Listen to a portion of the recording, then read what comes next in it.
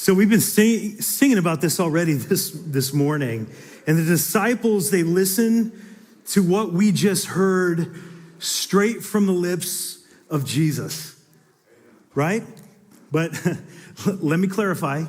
The disciples heard it from the lips of Jesus. We just heard it from Dan Burris. He's not Jesus. He's a good guy, but he's not Jesus. So Jesus in this setting went on to share two other short parables right after that.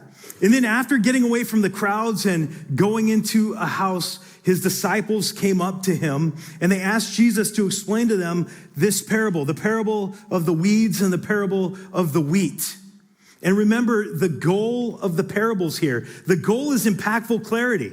There's no hidden agenda here. There is no hidden meaning. And so the disciples come to him with this question, what is this all about? Explain this to us, Jesus. And so we're going to pick up the second half of that parable. It's the explanation of Jesus in verses 37 through 43, where Jesus answered, the one who sows the good seed is the Son of Man. And the Son of Man, Jesus is referencing himself. It's a term that he's using to say, it's me. And the field is the world, and the good seed is the sons of the kingdom. The weeds are the sons of the evil one. And the enemy who sowed them is the devil. The harvest is the end of the age, and the reapers are angels. Just as the weeds are gathered and burned with fire, so will it be at the end of the age. The Son of Man will send his angels, and they will gather out his kingdom, all causes of sin and all lawbreakers, and throw them into the fiery furnace. In that place, there will be weeping and gnashing of teeth. Then the righteous will shine like the sun in the kingdom of their Father. He who has ears, let him hear. Wow. That's intense, minimally.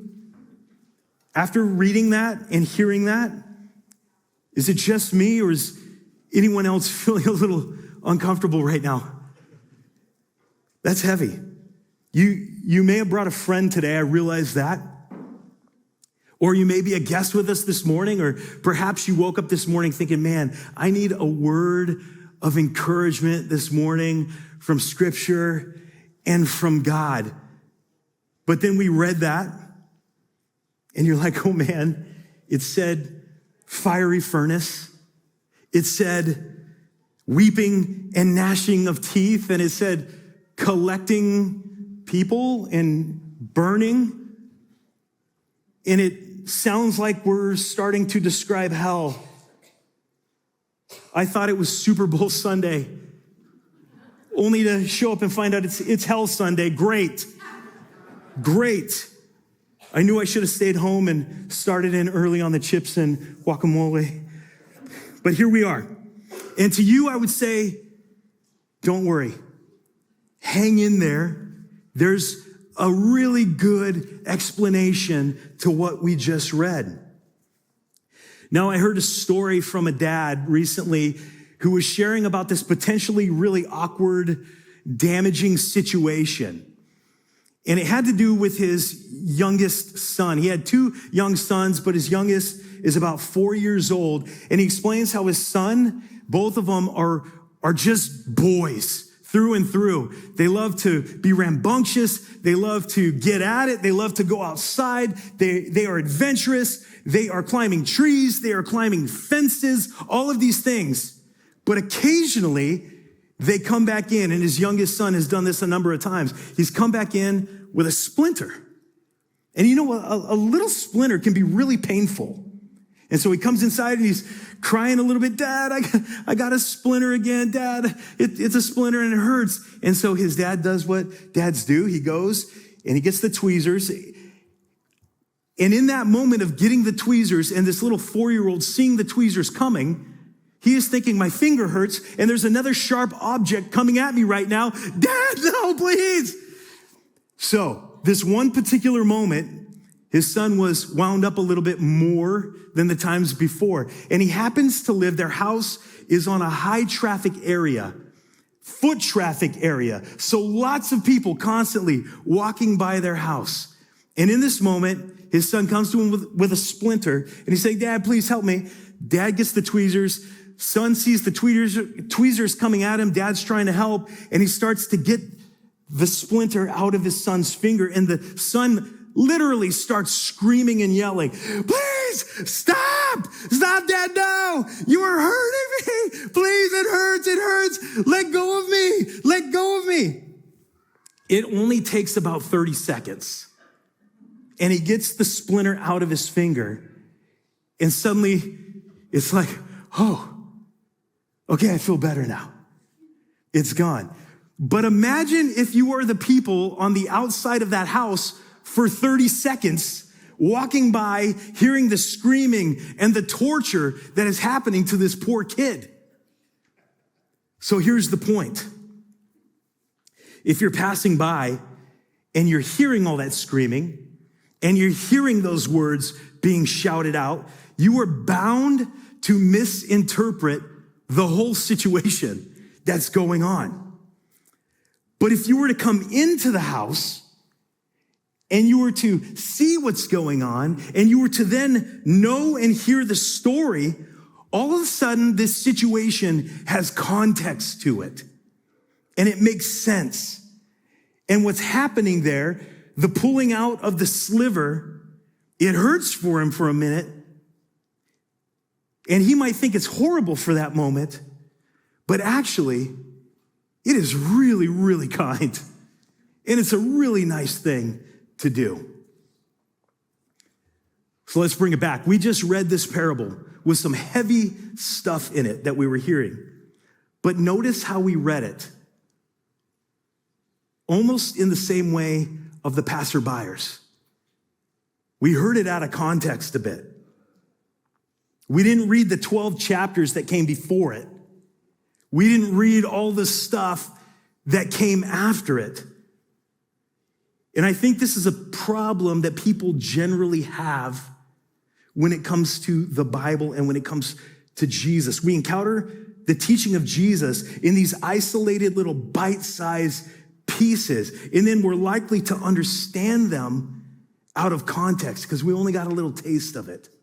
And so what sounds to us as really harsh and really terrifying and horrible would come across differently if we were to actually come into the house and sit down and hear the whole story.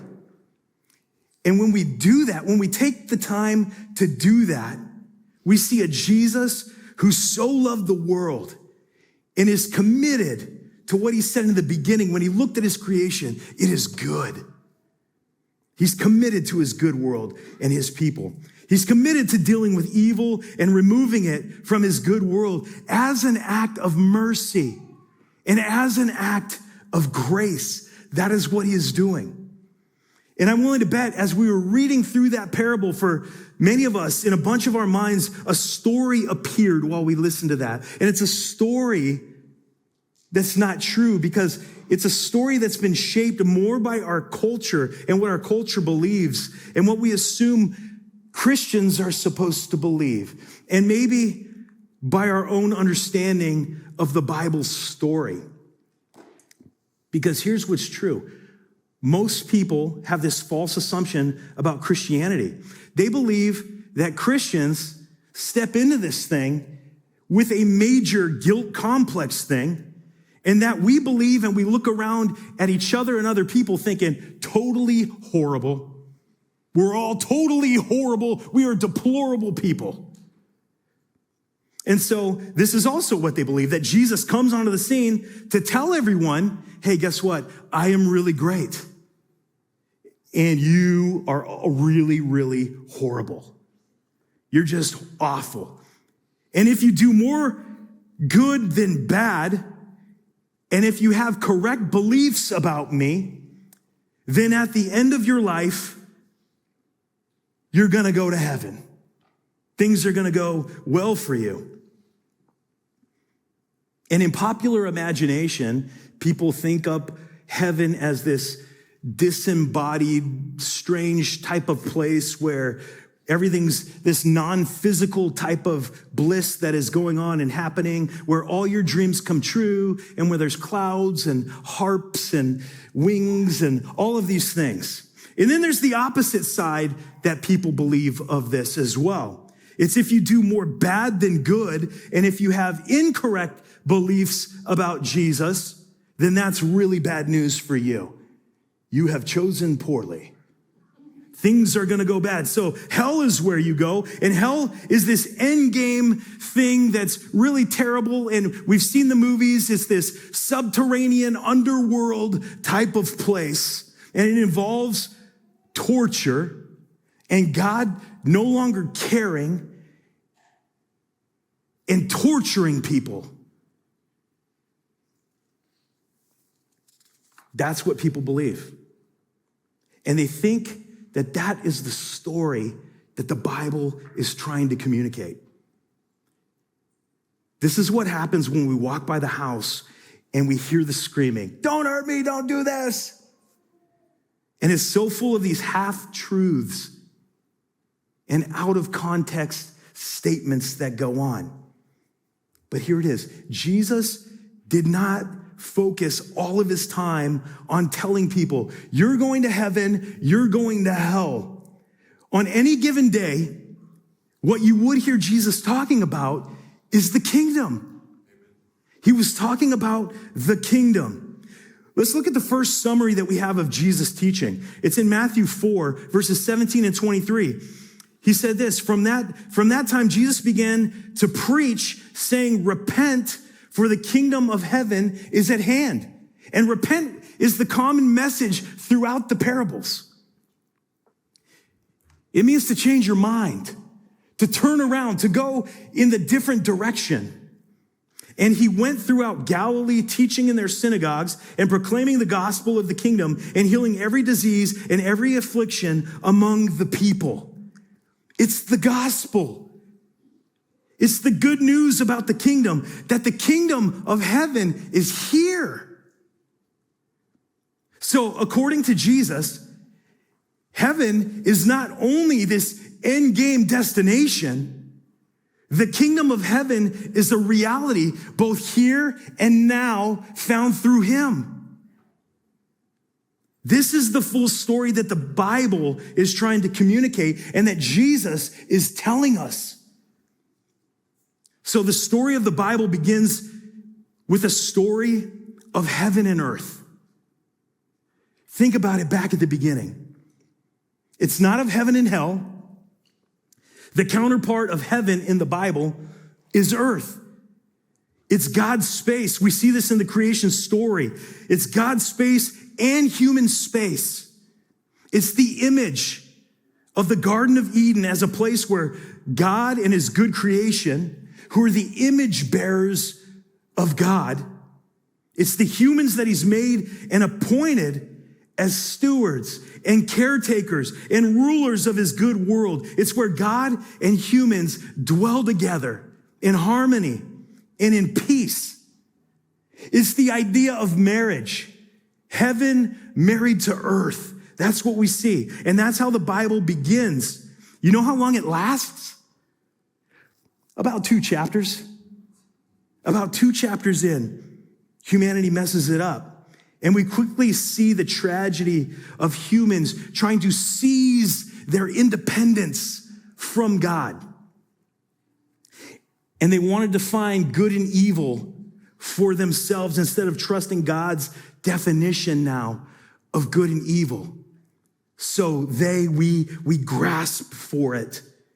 And because God has made humanity with dignity, and because he's a gentleman, so he will not force himself onto anyone. God allows humans, in essence, to begin to push heaven out of earth. And a separation is happening. But of course, we can't push God completely out of his good creation. So here's the current situation that we have and that we're in right now. Heaven, though not completely, has been disconnected from earth at this point. And God has given humans the autonomy that they were looking for, that we were grasping for, that they wanted. And the story shows humans now perpetuating evil, perpetuating sin into God's good creation. It begins with heaven and earth, which means this: whatever hell is, it does not belong in God's good earth. Hell is not something that God was planning to work into his creation of heaven and earth. Hell and evil and sin and its consequences are all things that came much later in this story as a corruption and a distortion and a tragic reality of God's good world. Hell is something that God does not want for his world. And that's where this story of the Bible actually comes into play. In the teachings of Jesus, you will see Jesus describe hell as this future reality. But what's really interesting right here, and I want to catch this, is that we see him use hell to describe a present reality as well. It's something that humans do and humans unleash. Check this out. In Matthew 23, verse 15, Jesus says, "Woe to you, scribes and Pharisees, you hypocrites, for you travel across sea and land to make a single proselyte, a convert. And when he becomes a proselyte, you make him twice as much a child of hell as yourselves." That is happening while Jesus is saying that. He is saying this to the most religious people that we could ever imagine. He's saying this to. So hell is not just this future reality. If it was, then this part makes no sense. But Jesus is not describing what the Pharisees are doing in the future. He's describing the way that they are living right now. And he's calling them out, and he's targeting their pride, and he's targeting their hypocrisy. And when people act with religious pride and hypocrisy, then it's not just that it's a sin. Jesus says that they are creating and unleashing hell as they do that. This is also something that Jesus' disciples and his apostles went on to teach. Let's look at James chapter 3, verses 6 and 9.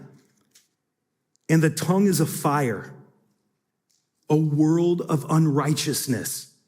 The tongue is set among our members, staining the whole body, setting on fire the entire course of life, and set on fire by hell.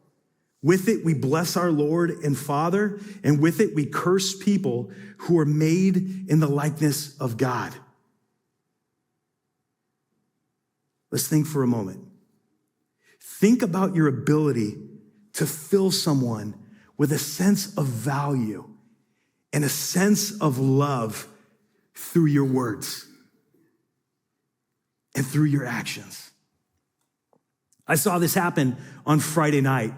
There was this awesome event called Night to Shine through the Tim Tebow Foundation, where many people from here were buddies in serving people who had special needs at this prom that was put on for them. It was so incredible. I saw you there in a conga line. That was so awesome. But the words that were being spoken through the course of that night were so powerful and so life-impacting. You could see it on people's faces. It was life in Jesus. It was incredible. But since we're paused, think about the impact or the ability that you have to degrade and to destroy someone's dignity, or even worse, with your words. And if I had you do this, you would probably think of it in like 10 seconds. The last time this happened to you, and you were on the receiving end, and it still bothers you. And it might have been a comment that someone made to you a week ago. It could be a comment that someone made to you a year ago.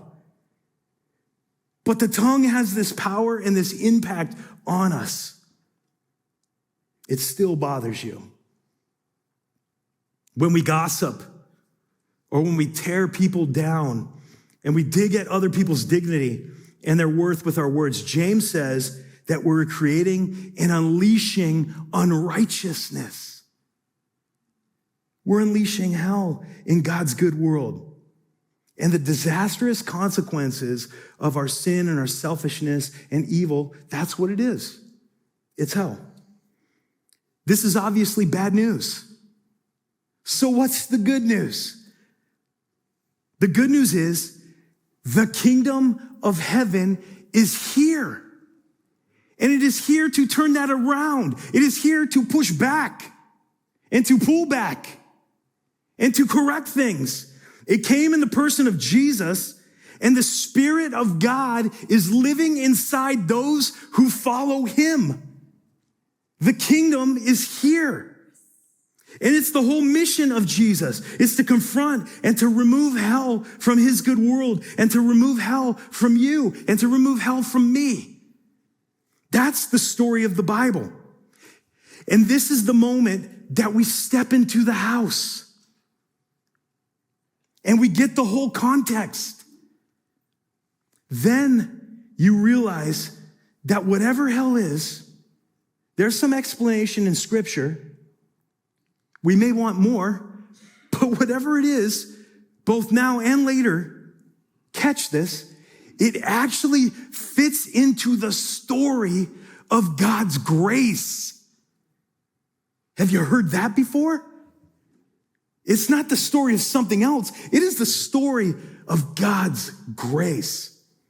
You see, God could have walked away and left us to unleash this on each other forever and forever, and to unleash that destruction on other people forever. But in his mercy, he will not allow evil to go unchecked. It is a merciful thing. He will deal with it, and he's here to deal with it. This is what Jesus is communicating here in this parable of the weeds and the wheat. And as we look back into the parable, there are two questions that become the focus of the parable. We've got the farmer, or we've got the sower. We've got this man who is planting his seeds in his field, and he's trying to grow wheat, but then weeds show up. And so when the weeds show up, the workers and the servants, they come out and they see it. And their first question is, where did all these weeds come from? That's verse 27. It says, and the servants of the master of the house came and said to him, Master, did you not sow good seed in your field? How then does it have weeds? You know what these parables are? These parables are actually commentary on the good news of the kingdom of heaven invading earth.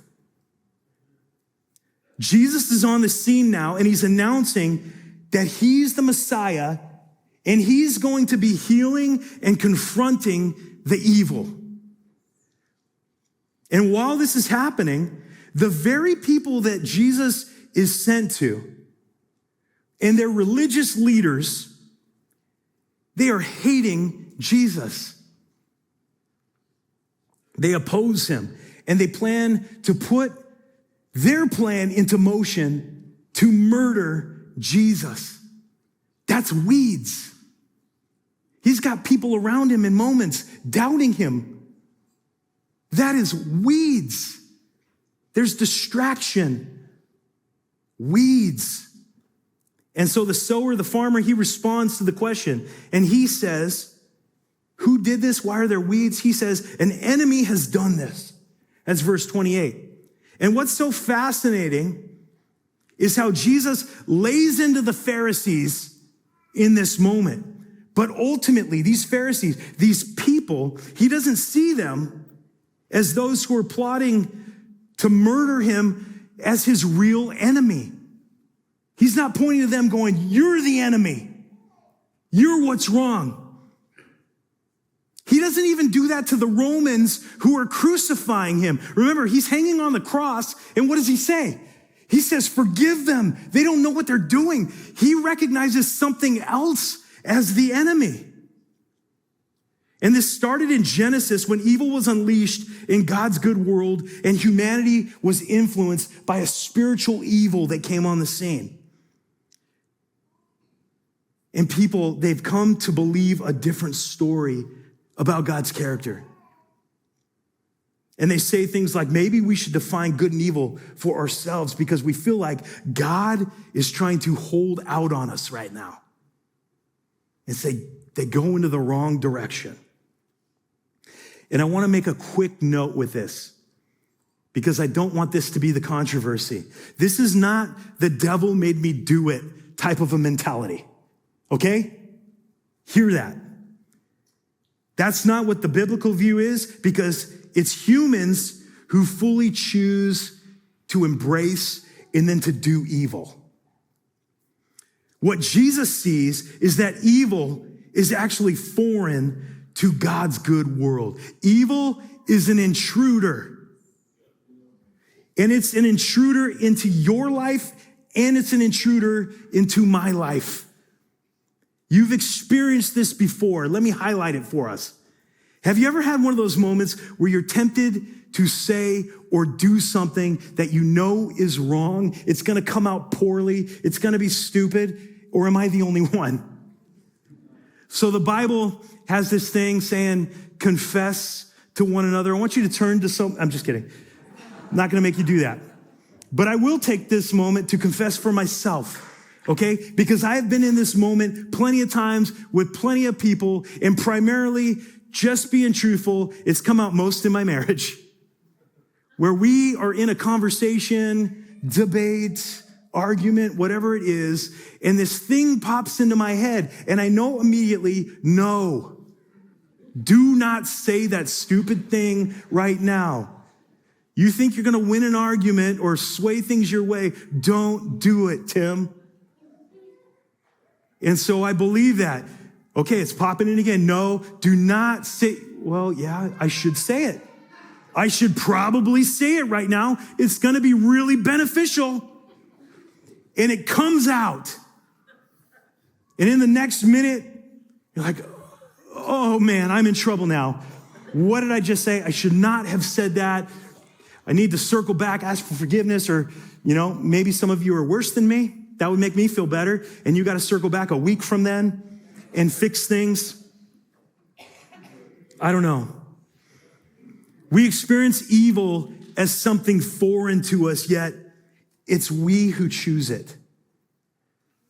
And Jesus wants to remove hell out of your life, and he wants to remove it out of his good world. And that's the good news. So we've got question 1. Here's question 2 that the servants are asking. Do you want us to go and pull up the weeds? Should we go yank those things out and take care of this right now? And what does the sower say? He says no.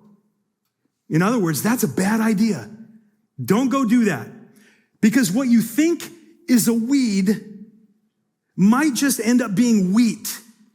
And what you think is wheat may end up being a weed. So he says, let them both continue to grow together. And if you're like me, I know we like to think of ourselves as really good judges of people and character, don't we? We think we're wise and discerning that way often. And we might say things like, well, I know that person, I'm closing my eyes so I don't point at anyone directly. I know that person over there, they're not really a follower of Jesus because I kind of get that. They're not a follower of Jesus. And I know they're not really saved. But that person over there, I think they actually are a follower of Jesus. That person over there is wheat. And Jesus says in this moment, stop it. Stop it. If you go around declaring and handing out the justice and judgment of Jesus on people that you think are weeds, it's probably going to be misdirected and result in some type of a disaster. Stop it. Not to mention, it's us overstepping our bounds at least a little bit and inserting ourselves into the role that Jesus has as judge. Stop it. The word Jesus uses in this parable refers to a very specific type of invasive plant. It's a word that the farmers would call false wheat. And you're checking out the picture right now. That's wheat and that is weed. Weeds, I'll say it that way. On your left, that's wheat. On the right, those are the weeds. It looks exactly like wheat in its early phases. It's not obvious what's weed and what's wheat, and Jesus knows that his disciples, his followers, will not be good and consistent evaluators whether someone's a weed or whether they're wheat. And in the human heart, we also have this tendency to maximize the flaws of other people and to minimize our own flaws. Don't we? That's what we do. We have a sense of pride about ourselves over other people. We think, of course I'm wheat. And I've seen them. Of course, they're a weed. And there's a word for this. It's already come up that Jesus has used for religious pride that maximizes the flaws of other people and minimizes my own flaws. It's called hypocrisy. And we know what that unleashes. So Jesus points out, you have one job, and it's the one job that the sower is all about. It is grow wheat. You are focusing on planting and growing wheat. You're going to sow and share the good news. It's the gospel. And here's what it is. Despite what we have done to ourselves and God's good world, guess what? God has not rejected us. Rather, he has birthed himself back into humanity, into the world, to be the kind of human being that he has created us and called us to be. He has done this. In Jesus' death, we see him allowing the sin, the hell that we've unleashed to overwhelm him. He takes on the consequences of our sin and evil, and then he allows it to crush him. And for those, and this is unbelievable, for those who allow Jesus' life and death and resurrection to then be true for them, if we humbly receive it in gratitude and we receive it trusting in his work, then his life becomes a gift to us, and it begins to turn us more and more into wheat. That's what he does. Jesus is seriously about the good news. He's seriously about the good news of heaven coming to invade earth and remove all the brokenness from his creation. And actually, he takes it way more seriously than we do. And there's a whole bunch of things I would say. We could probably make a list in this room of things that we would say, no, that is inherently evil, that is sin, that is bad, and we should do away with it forever if we could.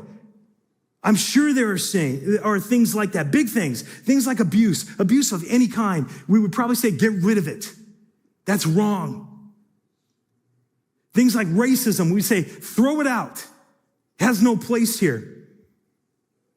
Things like sex trafficking that happens all over the world, we would say, disgusting.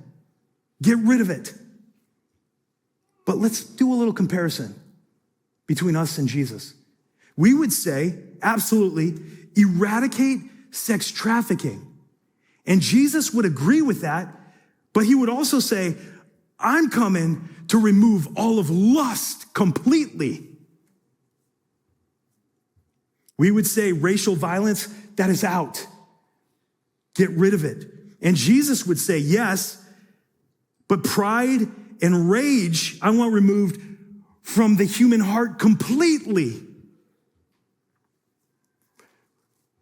We have a tendency to want to prune the branches and make the tree smaller. But Jesus, he wants to show up and uproot hell completely and throw it out. This is the mission of Jesus. This is the story of the Bible. And where the story of the Bible ends, it's with heaven reuniting fully with earth. That's what we see. In the last 2 pages of the Bible in the book of Revelation, you'll hear wedding bells. You'll hear about a wedding ceremony and heaven meeting earth again. You'll see images of a new Jerusalem coming down to earth to be fully merged with it. And it's a city, but then all of a sudden, it's a garden. It's the Garden of Eden recreated in perfection on earth. And this is where we're told hell is going to be completely removed outside of this city. And we don't have time to go through it today, but Jesus is explaining the parable using this apocalyptic language from the book of Daniel. This is common in the way that Jewish authors wrote, using this apocalyptic imagery and metaphor to describe something that is real.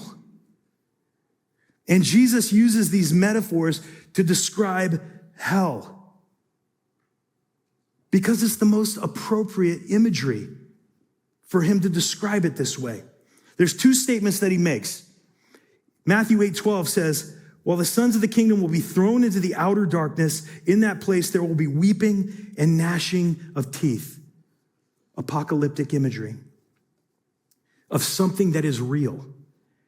Matthew 13:41 and 42. The Son of Man will send his angels, and they will gather out his kingdom, all causes of sin and all lawbreakers, and throw them into the fiery furnace.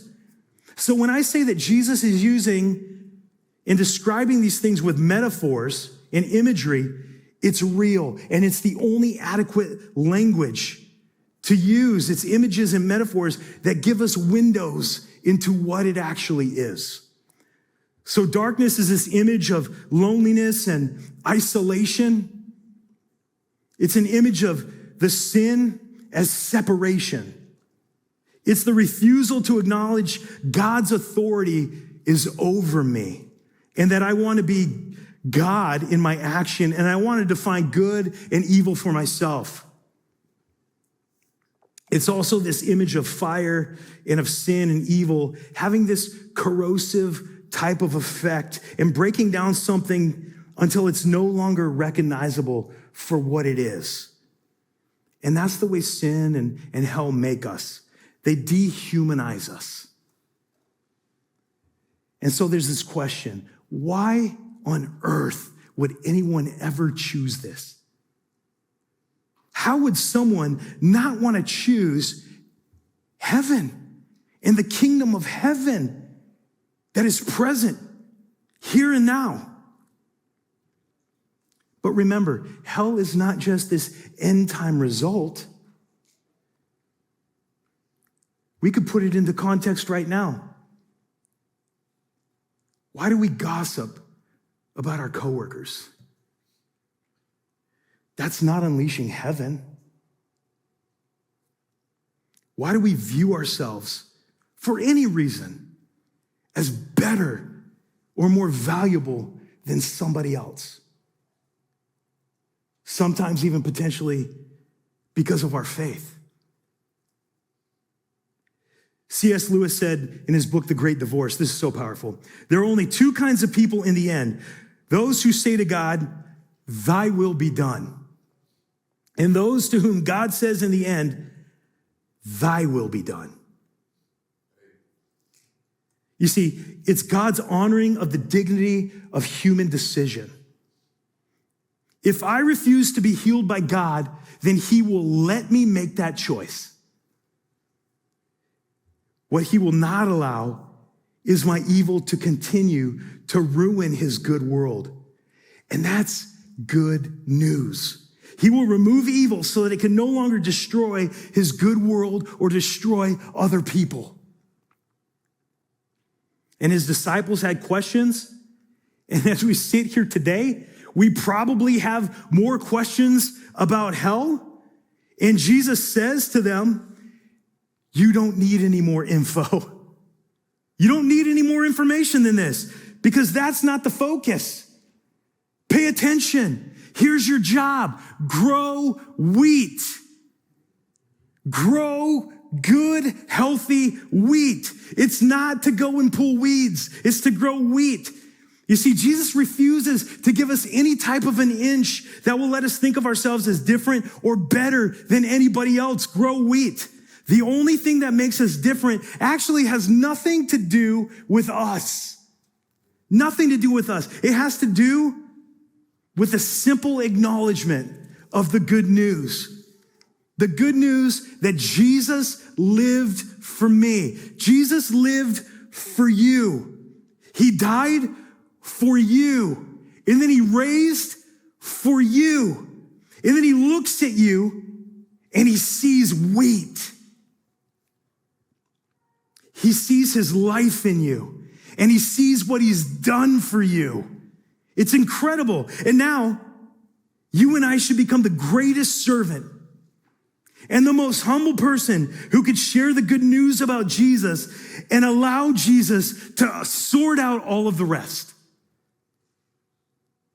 So what now? Let me give us some practical next steps. And one of these next steps might identify with you, or you might identify with it, or perhaps there's something else for you.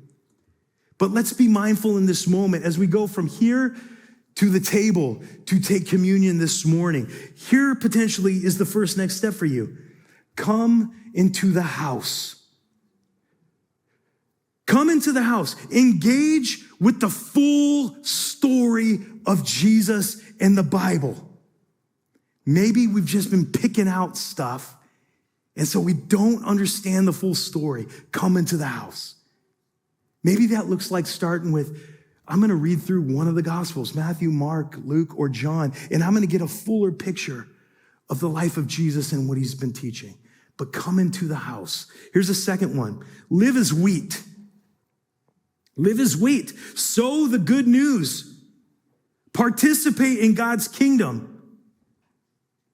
Make it a daily habit to share his hope with somebody and his love. And maybe for you, it's just saying with at least one person each day, I'm going to sow a seed of God's love with somebody. And that might be through your kindness or your encouragement or perhaps even direct conversation about faith. But live as wheat. Here's a third one. Let go of the role of judge. Maybe that's for somebody here. Stop trying to label people as weeds if that's not our role. Or stop trying to assume judgment over someone since that's not our role. Let go of that role of judge. Here's the last one I'll suggest. Reflect. Are you choosing heaven or hell daily? And what I mean by that is each day, ask yourself, am I choosing to participate right now in heaven on earth? Or am I adding to brokenness? So we have this time right now to come into the story of communion. And I would say it this way today. With communion, this is where, quote unquote, we eat the story together. We're going to eat the story. It's through the bread and the juice. We eat the story of Jesus' life and his death and his resurrection for us. The bread symbolizes his body going to the cross for us. The juice represents his blood that was spilt on our behalf. and how we take it at Creekside, we take the bread and we dip it in the juice. And while we do that this morning, I'm gonna encourage us to have moments of prayer as we are taking communion. This is between you and God, nobody else, but it's a moment of prayer. And for some of us, the prayer is something like this. We've got people in our lives that we love and that we care for, and we would want them to come to know Jesus and his love and to recognize his kingdom and the good news in their life.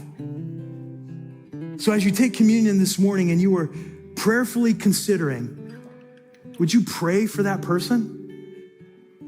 Come before God on their behalf. And there's another way to reflect this morning. Maybe you come and you've got some unresolved issue with some of the stuff that we're talking about this morning. Unresolved issue between you and God.